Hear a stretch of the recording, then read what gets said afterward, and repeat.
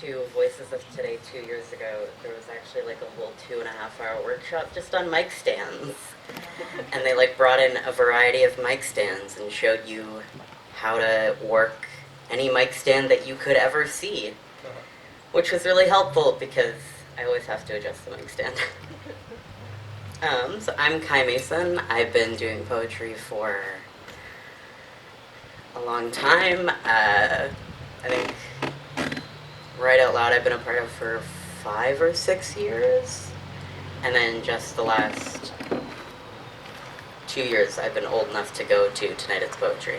So, been going there too.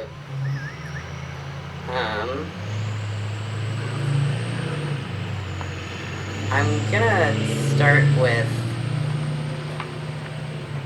a poem about the cold, because sometimes I miss it, but this is one of many poems that I wrote based on the titles of word searches. I do these like word search books, and I like to write poems based off of the weird selection of words they use. They're kind of like cool inspiration. This one is called Cold Weather / Thor. The cardigan's combat is trying to teach me about thunder and January. February's disguises running on lightning and stories of Norse gods or snowmen in May.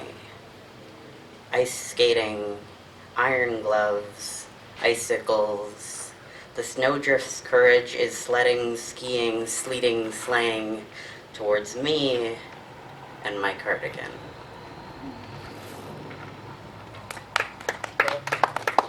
I write tiny poems. They're like, I do longer ones too, but I'm gonna do another real quick one. I love short ones.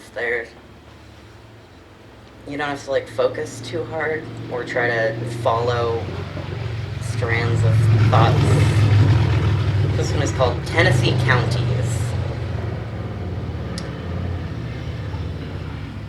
The Smoky Mountains below your tight in the right county's t-shirt tempt me. With their Grace Landing strip right below your Shelby and the underground waterfall in your Hamilton tells me about your Hall of Fame made for my Davidson. If you land in Tennessee, just give me a county.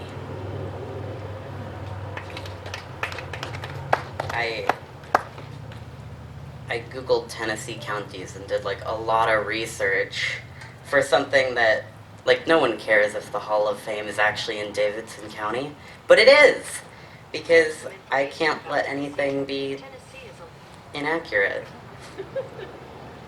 I'm sorry, my phone just responded to your comments about Google. All good. It looked up Tennessee and started reading to me. I have absolutely done that with my own phone before. It also wanted to read a poem about Tennessee. Yeah. What are we gonna do next? I'm gonna do a poem.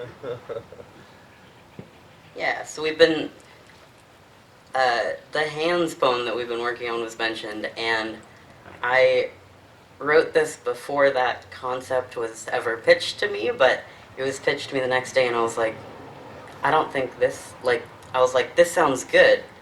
And so this is a poem about hands, and it's a goodie. I am in love with a man, and in particular his hands. It's the way he holds me with them. Always all or nothing in the spell of us, and he doesn't know how to give less than every piece of himself. It's the way he keeps his nails clean. It's the way he crosses them sometimes when he sleeps. And it's the way he holds my hand while we sleep on hard nights. Here for me, even if I'm up all night, I am in love with a man, and I promise it isn't just about his hands. But there is something special about the softness of his palms. There is something sacred about everything he touches. There is something secretive in the best ways, in untold stories behind every crease. There is something sickeningly sweet about the freckle I always find myself fawning over. See, I am in love with a man because he doesn't care if I stay up all night writing poetry about him, because he has never given up on me, because he knows when I need space, because he knows just how and when to hold me. I am in love with a man, and in particular his hands. It's the way he licks them clean. It's the way he kneads my chest. It's the way he sometimes lets me touch them. And it's the way he holds me. It's a poem about my cat. His name is Scrappy. I'm not really good at romance, but I'm really in love with my cat. He is my absolute best friend and the sweetest cat I've ever met.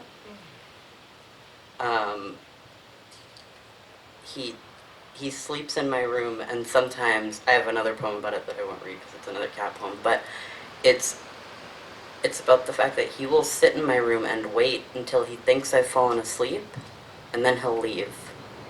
But sometimes I'm awake when he leaves and he doesn't know I'm awake, and it hurts a lot to have a cat leave you. I'm gonna do some phone poetry. Let's see what we feel like today.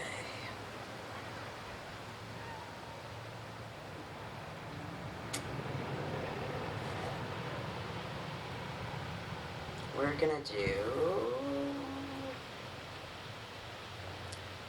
this one. Alright. This poem is called Intracranial, what's the full? Idiopathic intracranial hypertension. I got it. They are trying to convince you that you want to see. They want to convince you that the eye drops are worth it, and the side effects of the medications aren't that bad. But my hands haven't stopped feeling like TV static in 3 months.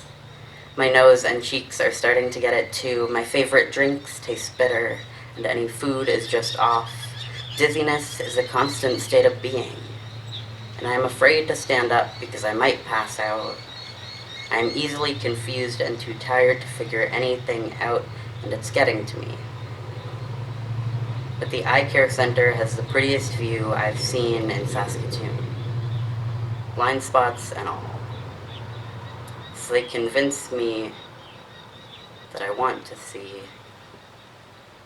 and I take the pills. I thought that was a newer version of that poem, and it wasn't. That was. I try not to write sad poetry as a general rule. It just makes me feel sad, and I don't like feeling sad.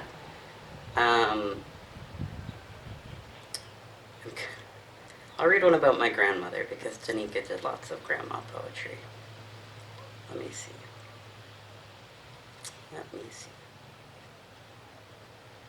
I have a lot of poetry about my grandma. I don't read a lot of it, but I have a lot.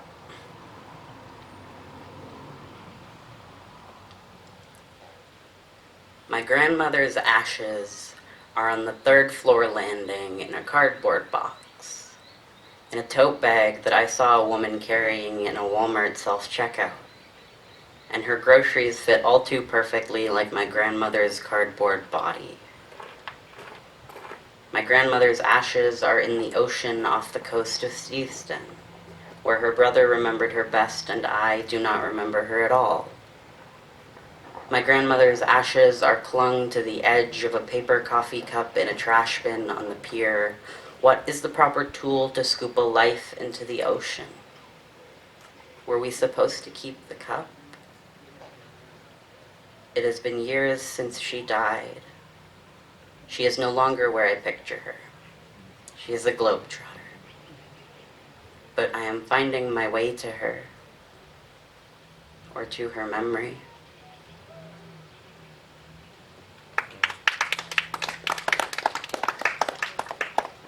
I also have a lot of poetry about memory, because I have a lot of issues with my memory,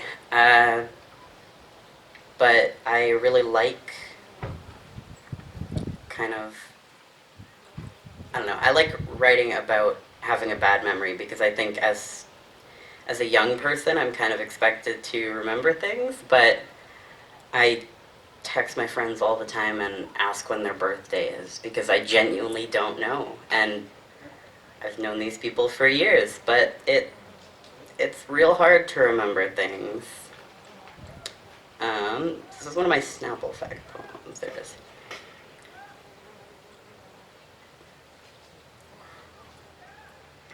I'm missing most of my memories.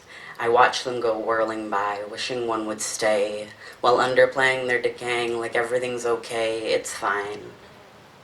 But my memories these days are a daze, based on stories I've been told and sold, and I hold on to them.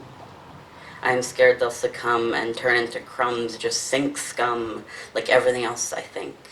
Just indistinct extinctions shrinking in every blink, they disappear until I forget whole years. It makes me weary, it pierces my fierce exterior, but I forget the pier in BC.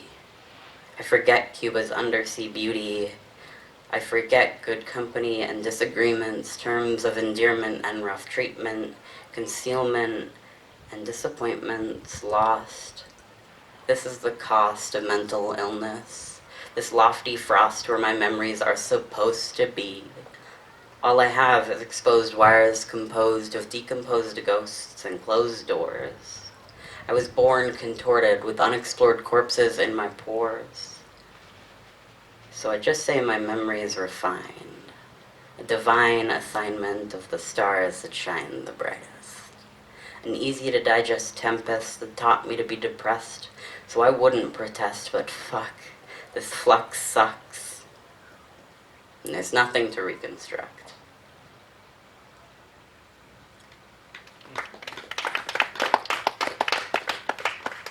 Okay, I'm gonna do a happy poem now. That's hard. Alright, I'll do this one. I don't, yeah. I don't write a lot of love poetry, but, unless it's about my cat. But, but I wrote this one. It's more about a friendship than romance, to be honest with you, but it's called Our Love. Let's love quickly. Let's love wholly. Let's love temporarily. I don't want to grow old with you. I want to grow bold with you. Teach my heart to thump out of rhythm with you.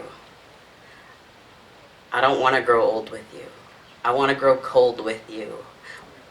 Let it fizzle out when it stops being fun. I don't want to grow old with you. I want to grow imploded with you. Watch it fall apart starting from birth. Let's love uncontrolled.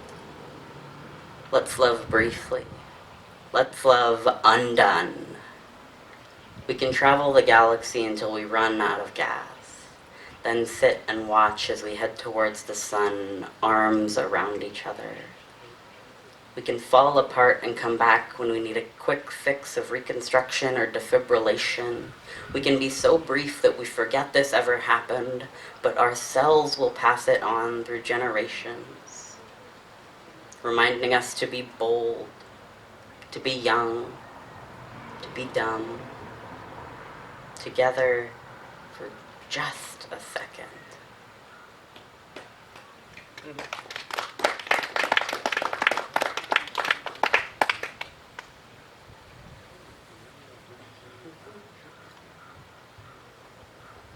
Okay, I'm gonna do one last poem about Saskatoon, sorta.